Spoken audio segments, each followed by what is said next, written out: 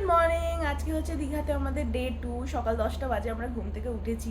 কালকে ডিনার করে ঘুমিয়ে গিয়েছিলাম, প্রচণ্ড পেট ভার আছে, তাই আজকে ব্রেকফাস্টটা স্কিপ করছি। এখন বসে বসে আমরা টিভি দেখছি। কিছুক্ষণ পরে পুলে নামবো। আরেকজন এখানে এখনো শুয়ে আছে, উঠতে পারেনি। তো গিয়ে আমরা নেমে দেখাচ্ছি কি কি মজা করছি, তোমাদের সাথে শেয়ার করবো। তো গাইস, পুলে নামার আগেই দেখলাম আমাদের বেল বেজে উঠলো, আর গেট খুলে দেখলাম রুম ক্লিনিং করতে এসছে। তো ওরা প্রত্যেক দিনই সকালবেলা রুম ক্লিনিং সার্ভিসটা দেয়। তারপর আমরা পুলে নেমেছিলাম, আর অল্প সময়ের জন্যই ওই দিন একটু আনন্দ করেছিলাম।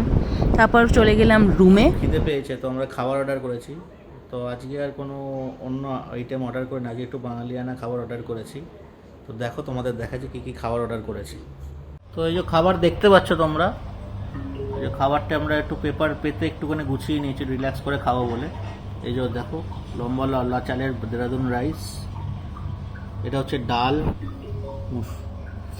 আলু পোস্ত, আলু ভাজা, নুন দিয়েছে আবার, এই যে একটা ভাত, আর এইটা হচ্ছে কাঁকড়া কষা, দুখানা আছে।